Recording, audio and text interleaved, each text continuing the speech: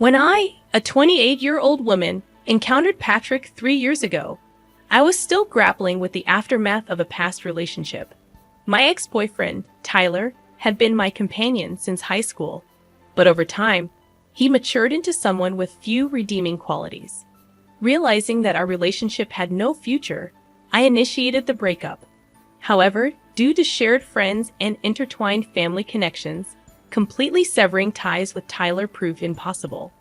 Despite being the instigator of the breakup, I carry profound guilt and regret. Having loved him since high school, he was my first love, and the demise of our relationship left me cynical and faithless in love.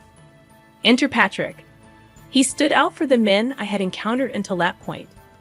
His aura exuded a calmness that made him incredibly likable. Cautious not to endure another heartbreak, I took things slow with Patrick.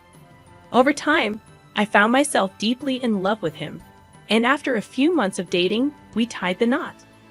Throughout these years, I crossed paths with Tyler on numerous occasions, given our shared social circle. Despite this, my marriage with Patrick thrived, and we envisioned a future together. Our bond grew even stronger when I joyfully discovered I was pregnant with our first child a few months ago. The happiness, however, took an unexpected turn. Patrick, seemingly out of the blue, expressed his desire for a divorce one day after returning from work. At 5 months pregnant, our life together was supposed to be just beginning. He provided no explanation for his sudden decision, and I suspected an extramarital affair.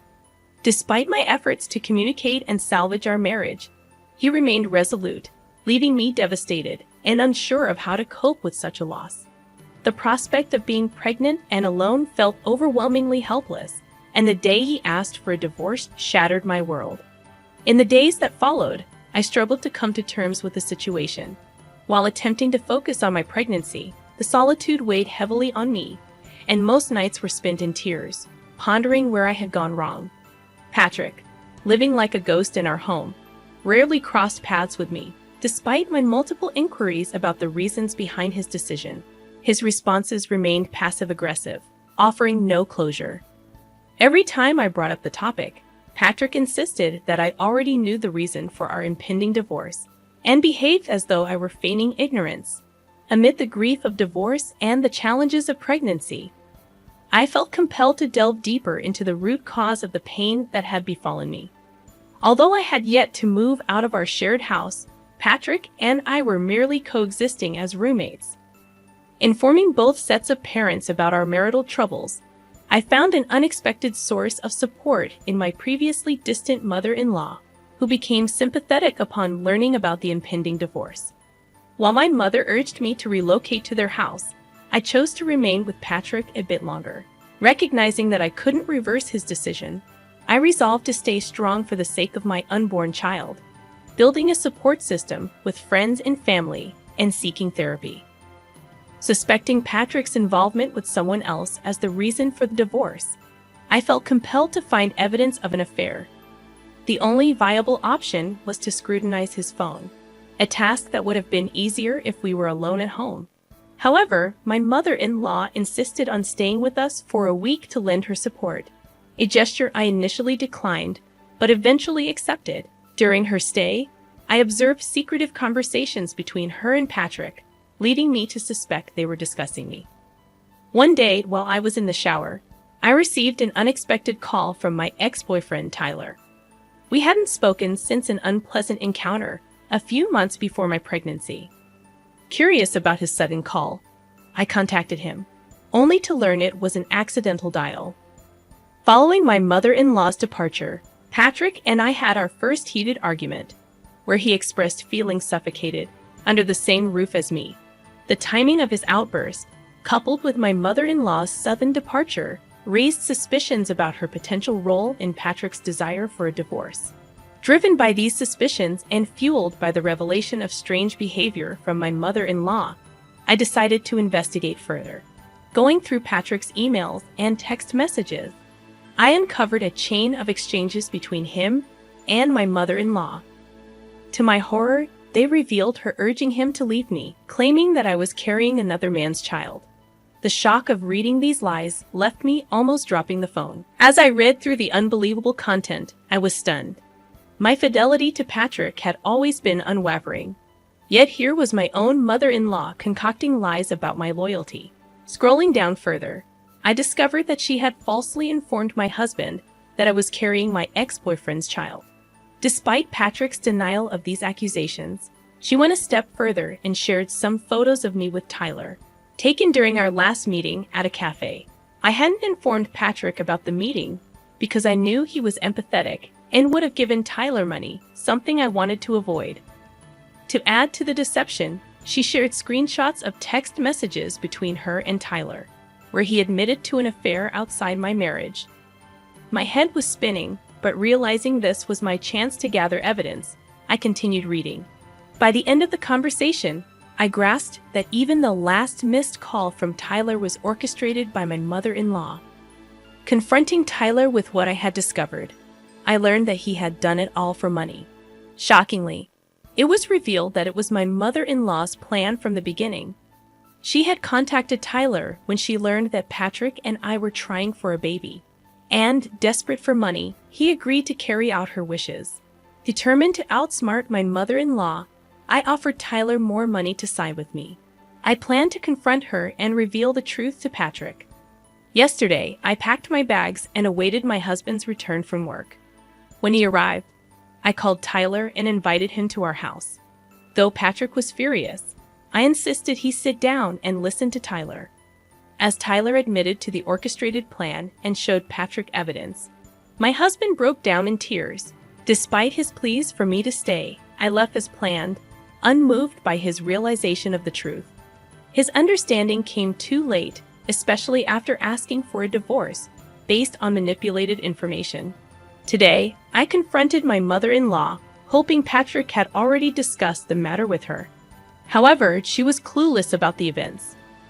When questioned, she became defensive and shrugged off any responsibility, claiming she was protecting her son from a supposedly cheating wife. Realizing she had no intention of letting go of this false narrative, I left immediately, sensing it was futile to waste time with her. A few days ago, I received a call from Patrick. He had come to the realization that he had been manipulated by his mother and had lost everything because of her lies. I received the news that Patrick's father was in the process of divorcing his mother. Disgusted by her vile behavior, Patrick, relieved by this revelation, asked if we could work through our problems and rebuild our marriage for the sake of our child. While I was open to the idea, I suggested that he confront his mother before taking any steps toward reconciliation. Agreeing to do so, I felt that if he stood up to his mother, I would be willing to accept him back into my life. We attempted to stay together for a week after Patrick claimed to have had a conversation with his mother.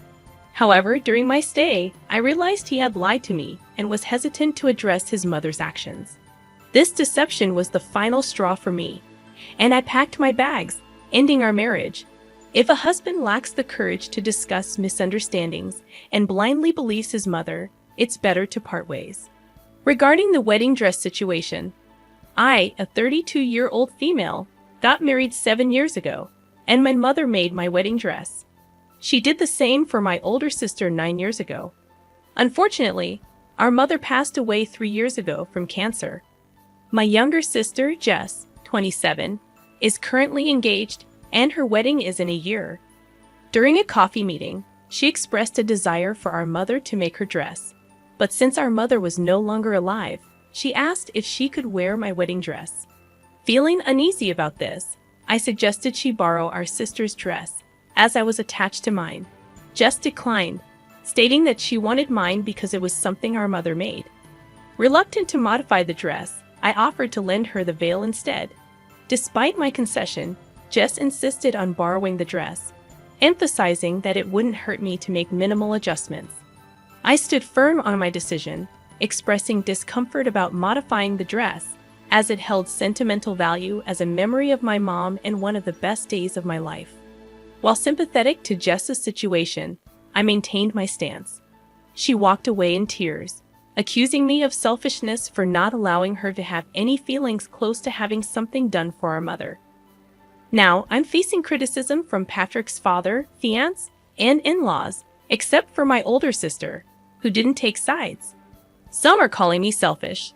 Am I being unreasonable in this situation? It's not a dress I wear all the time, of course, but it's something truly unique to each daughter.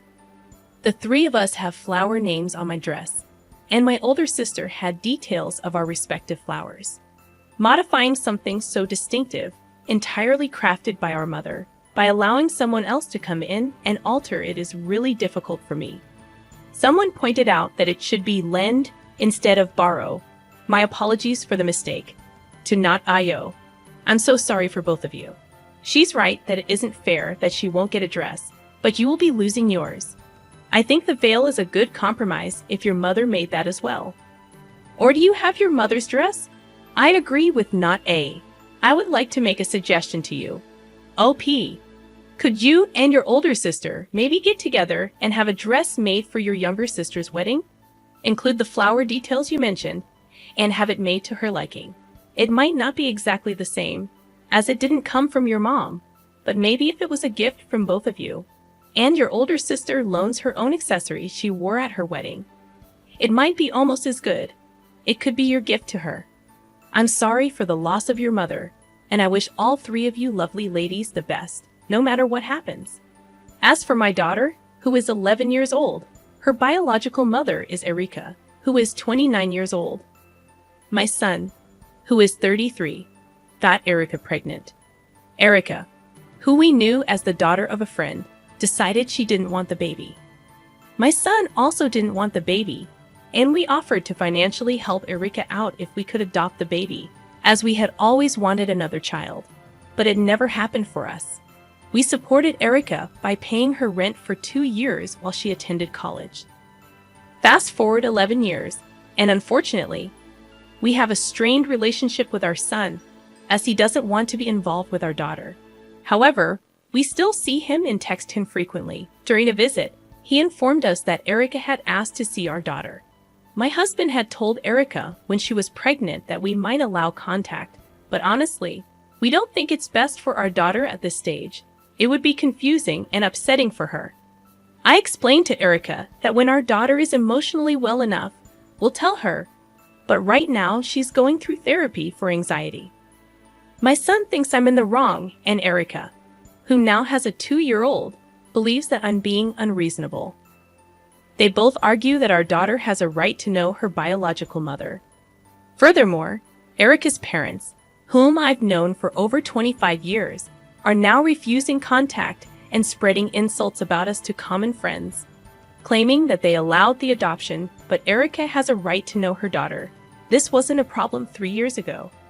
During the previous instances when we dealt with this situation, Erika reached out to us, and at that time, we turned her down, explaining that we weren't comfortable with contact until our daughter reached adulthood.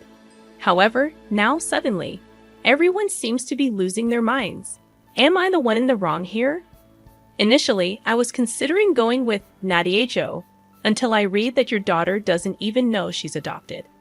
This is a crucial detail that every adopted child should know from the beginning. Even if the adoption originated from a difficult situation, trust me, as an adopted child, finding out years later would be infuriating. It's better to tell her now before serious resentment sets in. Get her into therapy too. We all have to do things we don't want to do, but leaving out such a significant part of your daughter's life at her age is going to rock her world.